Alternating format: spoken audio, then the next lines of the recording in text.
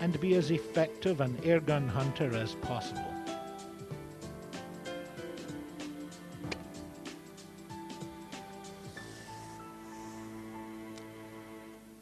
Airgun hunting is the fastest growth area in British field sports. It really is a most effective tool for shooting rabbits, grey squirrels, pigeons, and can provide you with hours and hours of endless fun.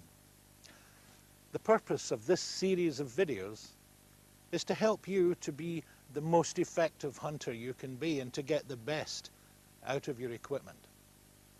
Paul Bentley is one of the world's most respected shotgun instructors. He has represented Britain in the Olympic Games, in the Commonwealth Games, and was in the world top 10 for over 10 years.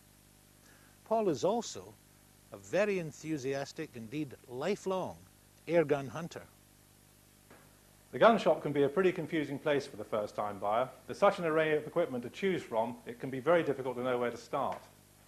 Now, we've got a selection of guns here to show you, ranging from the relatively inexpensive spring guns right the way through to the sophisticated and very much more expensive pneumatic guns. Let's start with the spring gun first. This is a nice simple little gun. It's even got a self-contained silencer, and it's everybody's idea of what an air gun actually is. Break barrel, big spring inside this chamber, big spring propels a piston forward which compresses the air, which pushes the pellet out of the barrel at quite high velocities. Very, very simple, but very effective. It's cocked by pulling the barrel down. The pellet is introduced into the chamber there. The barrel closes, and it's ready to shoot. And that's all you have to do to fire it. And every time you want to fire a shot, you go through that same routine, and you can keep firing the gun as often as you like. Slightly more sophisticated, again very similar to the break barrel, is the underlever gun. Now the underlever gun works like this. As you can see, the barrel doesn't move at all, which is an advantage in my mind. The pellets are introduced here. This cocks it, closed, it's ready to shoot, and the advantage of this gun over the break barrel gun, I think, is that because the barrel doesn't move, it's arguably more accurate than the break barrel gun. Although some people would argue with that, I think that's probably so. So that's the spring guns. I've used them for years, and I will continue to do so. I'm very, very fond of them. And in fact, I've actually resisted using these pneumatic guns until I got my hands on this. Now this little beauty, as you can see, it's got a very, very nice stock. It's a walnut stock. It's actually a custom gun. It was made for me, which is why I like it. Very light, very handy, bolt action. And this large chamber here contains the compressed air which propels the pellets. It's loaded here with its air, either using one of these, or what I particularly like is you can use a stirrup pump. Plug it in there, a few pumps, and it's up to full pressure. The pellet system, it's got a very simple little magazine that holds 2 pellets. Bolt action, pellet in here, a pellet in here. When you load the gun, it's ready to fire. When you want to fire the second shot, as you can see as you pull the bolt back, this slides over, presents the second pellet to the chamber, that loads it ready to fire. Very simple, very effective. It allows you to fire 2 quick shots in succession, which I particularly like. Now, let's look at this beauty. What can you say about that? Fantastic looking gun. Again, a walnut stock, beautifully sculpted. It looks heavy, it isn't. It handled very, very easily, relatively light, beautiful triggers, and this time, slightly more sophisticated than my gun, it's got a multi-shot magazine, which, if I can just pull it out, there it is. They're even indexed with numbers, up to number 8. It can hold 8 pellets. And once it's introduced, close the bolt, and it's ready to shoot.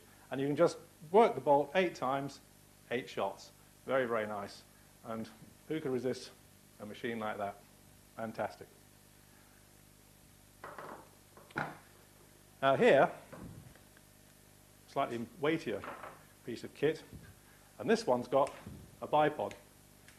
For those who like to shoot prone, this is a big plus. It completely stabilizes the front end of the gun. All you have to do is stabilize the back end of the gun. If there's a disadvantage, I suppose that it makes the gun rather heavy, but the advantages are, as we just said, it is very, very stable, a very stable platform to shoot from. And not as heavy as it might look. Very effective. Slightly different magazine on this one. That was a little box. This, if I don't send it flying across the table, holds 8 pellets. And the beauty of this is you can have as many of these little pellet holders as you like. You can have a pocket full of them if you like, so you're never ever going to run out of shots. Goes in there like that, push that forward, and that loads it. Very nice, sweet bolt action. Lovely trigger pulls on this gun as well. You don't have to have this on if you don't want to. Comes off very easily. Very attractive gun. Now this, another amazing looking weapon. Some people might say, well, this thin barrel could be a little bit fragile. It isn't. It's very, very solid. I've had a weapon like this for some time, a pistol, and it's never ever had any problems, and I don't think the rifle will either. It's again a bolt action. It works on exactly the same principle with the 8-shot magazine. Looks heavy. It isn't. That is a very, very nice handling gun. Now, I'm a shotgun shooter, very, very used to how a gun should feel. And this, to my mind, handles beautifully. Comes up really, really nicely. Straight into position. Perfect. Couldn't ask for anything better, really. Is it cheap? No. Is it effective? Very. I like it. Very nice. One of the things it's got on it, also, which I forgot to mention about our bipod gun, is this pressure regulator indicator. It will tell you how much pressure you've still got in the chamber of this air chamber. The other guns can't tell you that. You have to keep in your mind how many shots have you fired. Do you need to fill it up? This will tell you, now is the time I need filling. This gun does the same, and it's a big attribute. I like it, and I would definitely rather like to buy that gun. Now, moving on to the most expensive, most sophisticated of the guns, the Ripley. Again, big bolt action. Rather unusually, it's got a captive magazine. But this captive magazine means you can't take the magazine out, the revolving magazine out, and load it. You have to load it in position. Probably it's going to end up standing on your toe, because if you try and load it horizontally or pointing up, the pellets will fall out. So you load it like this, close it up, and now 9 shots as fast as you can work that bolt. Very, very effective, very handsome.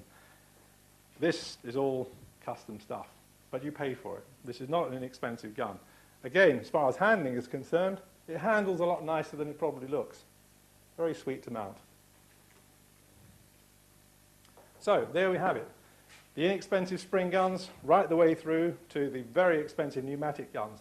Surprisingly, perhaps, with maybe the exception of this, which is slightly down on power possibly, these guns have got exactly the same power as these. So the choice is yours. Spend what you want to spend. The more sophisticated guns will do things that these won't do, but the pellet that comes out of the end will be just as effective regardless of which of these guns you use. The most important thing, though, is that whatever you do with these guns, you must be 100% safe at all times. Once you've selected your rifle, the next step is to decide on the sighting system you're going to fit to it. Most modern air rifles don't have open sights. They're simply not there, so they're not an option. You're obliged to use telescopic sight, which is no bad thing because the telescope is actually much easier to use than the old open sights ever were. Inside your telescope, you'll find that all air rifles have what we call a crosshair reticule, which, when you look through it, is 2 hairs, simply crossed like that. And you simply put the cross on the target, and assuming the rifle is set up properly, the scope is set up correctly on the rifle, that's where your pellet will strike, on that crosshair. Now, the full-bore rifles have pointed posts, flat posts, for the reason that the crosshair at long range can often obscure the target. That doesn't happen with air rifles. You're never shooting beyond 40 yards. So the crosshair is very much easier to aim with than the pointed post or the flat post, And because of the reduced range, the very short range of an air rifle, nearly every scope is a crosshair reticule, which is perfect. Now, when you buy your scope, you can pay a fairly small amount for one, or you can spend an enormous amount, so much so that some scopes cost more than their rifles. What you get is what you pay for. Obviously, you get a very good scope if you pay a lot of money. You get a perfectly adequate one, on the other hand, if you don't pay very much. So what do we get with a scope? Well, on nearly all scopes, all air rifle scopes these days, they vary power, which means that the magnification at minimum is 3 power, which means it's 3 times bigger than it would be with your naked eye, and very often, as in this one, go up to 10 power. Some go up to 12, some even to 15. Now, I think that probably between 4 and 6 is the most magnification anyone needs, particularly with an air rifle at the range is involved. And if you start to use these bigger magnifications, not only can it change the point of aim and where the pellet strikes by doing this, it also makes it much harder to shoot accurately, because by magnifying the target, you also magnify any little tremors you're making. And you can find very often, if you're shooting on 10 or 12 power, that you can move sufficiently for your target to go completely out of the scope. That's exceptional, but it can happen. If you keep it on 4 to 6 power, that doesn't happen. Now, another little thing that most air rifle scopes, not all, this one hasn't, but most air rifle scopes have these days, are rangefinders.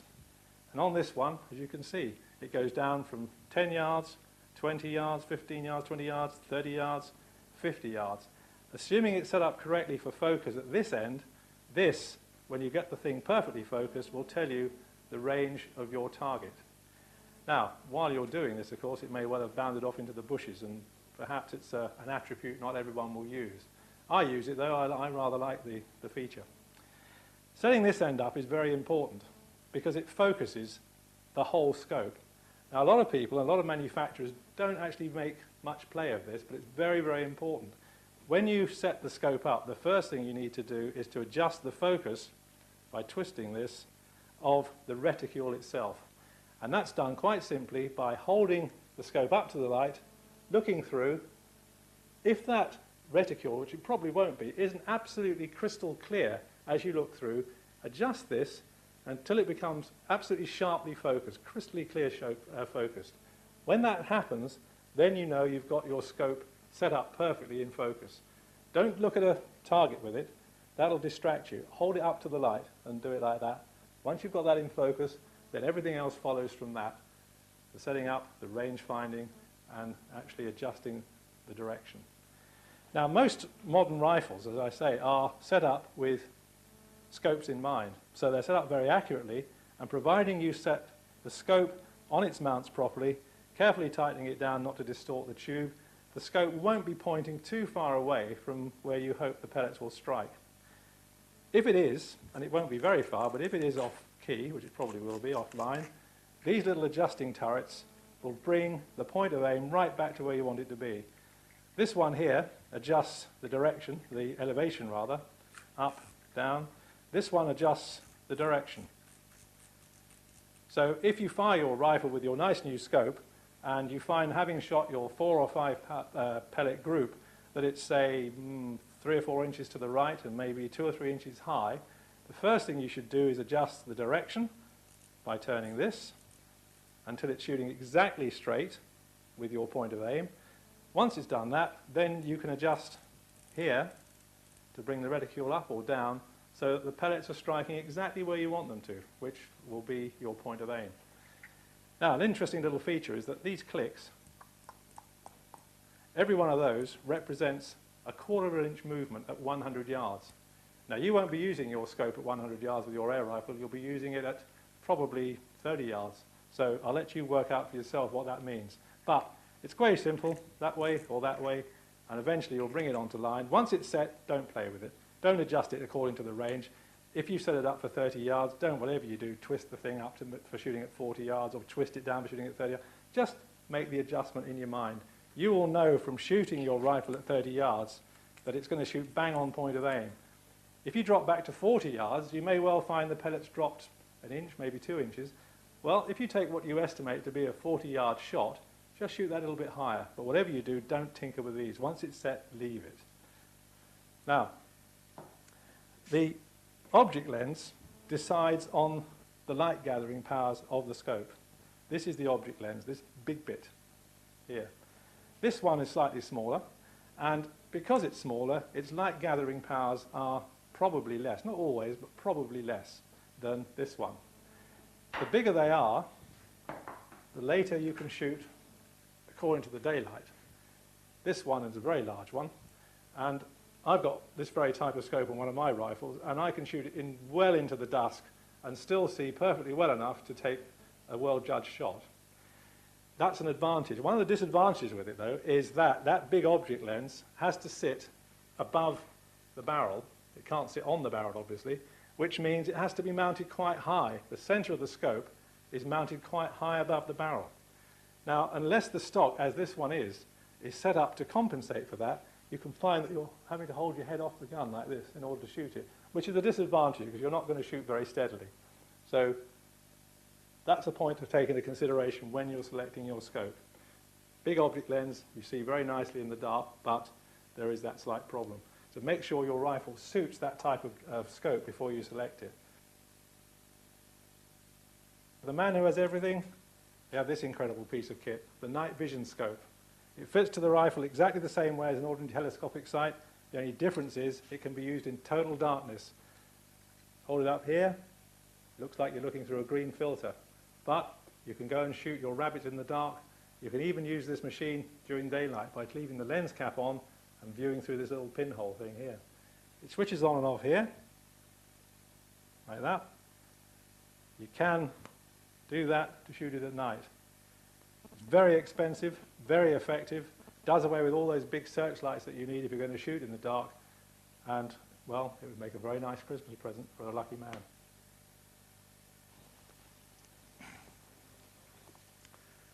Having chosen your new rifle, having chosen the telescope that best suits the purpose you're going to put it to and how much you can afford. You've mounted the scope to the rifle, and now the most critical thing is that you zero it carefully so that it is pinpoint accurate. I have a simple piece of paper with 4 crosses drawn on it with a pen. This should be more than adequate to zero my rifle from 10 yards out to 30 plus. I've taken this onto an old bale. It's never going to be used for animal feed. It's perfectly safe to shoot into. There is a bank behind. There is no chance of overshooting, ricochets, or anything which is going to endanger or alarm anyone around here.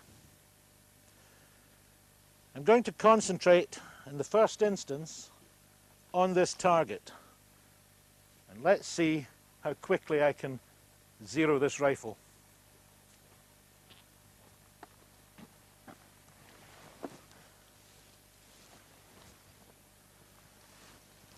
When you're going to zero your rifle, the most important thing you must always remember is the vertical line never moves. Once you have established it with your scope, once you've actually got it onto the vertical line, it doesn't matter whether it's an air rifle or a full bore rifle, that line never moves.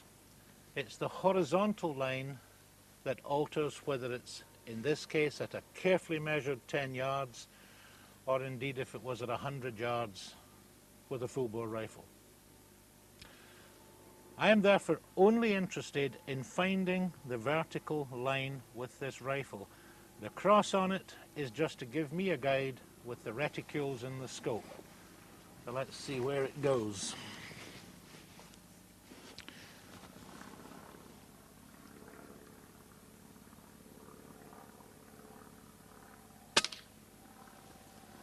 Right. That is 2 inches to the left of the vertical line and about 2 inches high of the horizontal line. I'm not interested in the horizontal line at the moment, purely the vertical. Now on your scope, the graduations are 1/4 inch per click at 100 yards, 4 clicks, 1 inch at 100 yards, At 10 yards or 30 yards, obviously it's going to be fractionally different, slightly less than it would be at 100 yards. If I'm 2 inches to the left of the vertical, I'm going to go 6 clicks to the right and see where it brings me.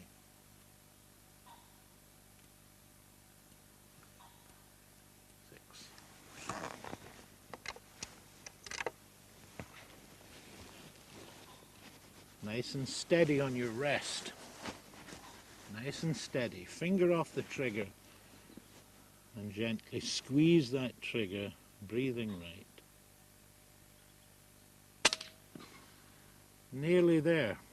It should actually be, cock pheasant, it should actually be as simple as this. I've got half an inch to go. So therefore I'll go click, click. Let's see how that is on the line.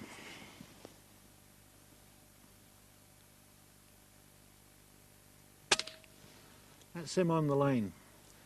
One more shot, just to check it's shooting consistently and that wasn't just a lucky shot on my part. The technique is to breathe in and breathe gently out and squeeze the trigger. Yep. One of the things that you get when you do this quite often is, if you're good, if everything is set up, you will start to go through the same hole at close distances like this. However, I'm now going to bring it on the horizontal line, and that is slightly different. If I am consistently shooting what looks to me like 1.5 inches high, then I should come down. Let's try it and see. Click, click, click, click, click, click. 6 clicks.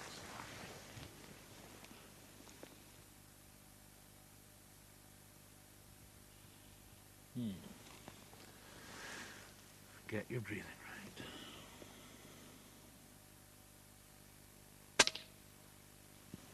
Well, it's not normally as easy as this. Sometimes zeroing a rifle can take a lot longer, but it's on. All I'm now going to do is fire a few shots on the cross and just see if it's right. And if I get that, then I'll move back to 30 yards.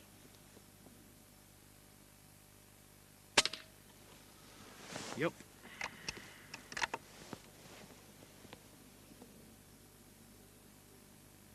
Yep. Very satisfying doing this. Right, let's go back to 30 yards. I've now moved back to 30 yards. I've checked the distance accurately with my rangefinder, and also I have paced it out and I know the length of my paces.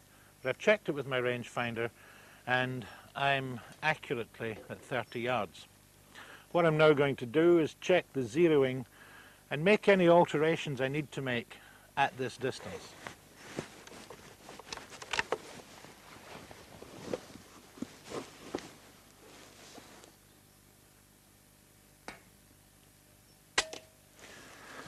Now, I'm finding that high. It looks to me to be 1.5 inches high. Let me just check it once more.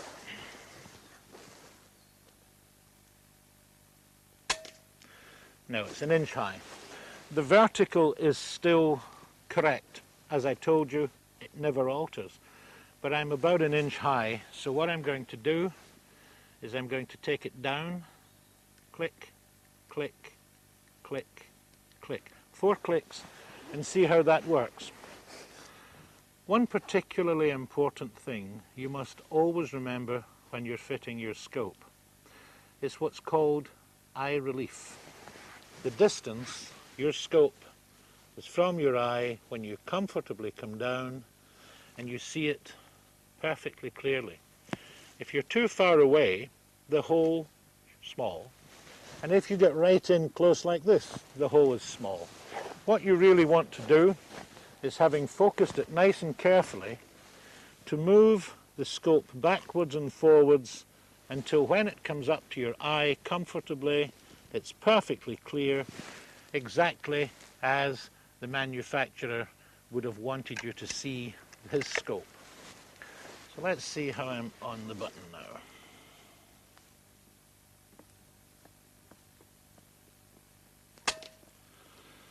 It's still high. Click, click, click, click.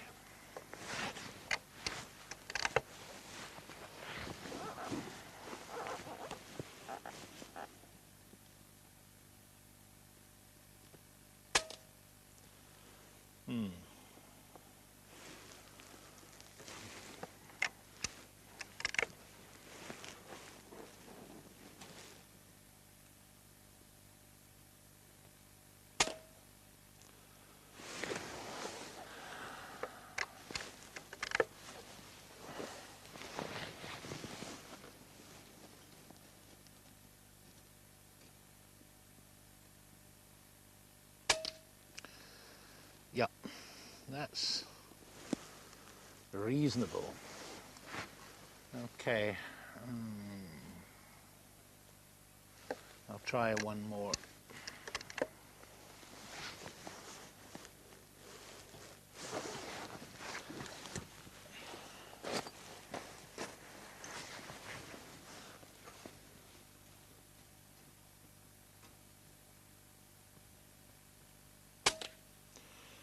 Yeah.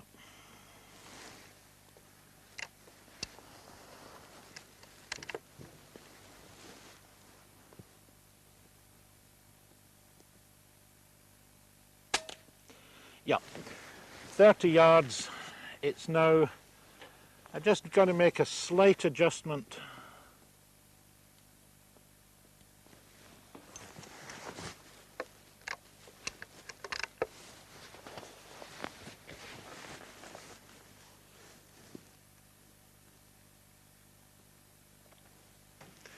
Now, let me just see.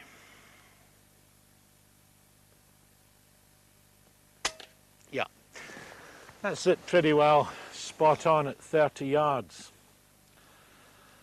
Practice, of course, is the most important thing. I'm going to move in now to 20 yards and just check, because now I'm going to have to start using judgment.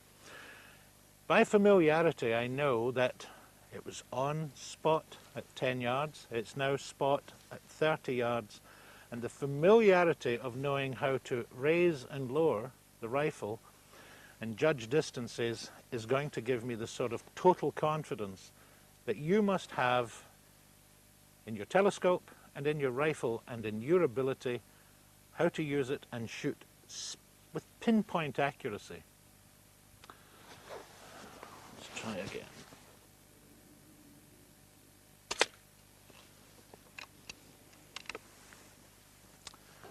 This rifle, this scope are now spot on.